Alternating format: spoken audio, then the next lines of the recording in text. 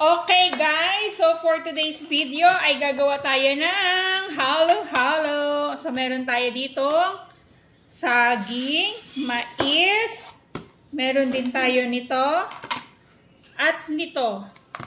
At syempre ito ang ating yellow guys. Doon muna tayo sa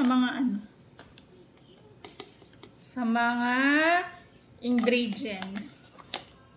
Piliin lang natin. Gusto ko ng saging.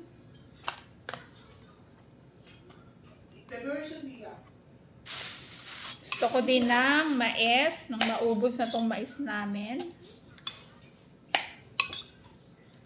Tapos, ito ang ice natin, guys. O, diba?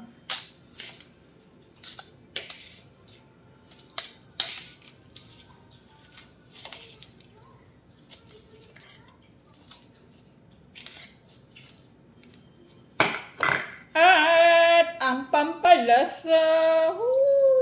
Palasa. Yan, halo-halo. Kaya daw halo-halo, pag halo-haluin lahat ng mga ingredients. Pag nahalo mo na guys, ito siya.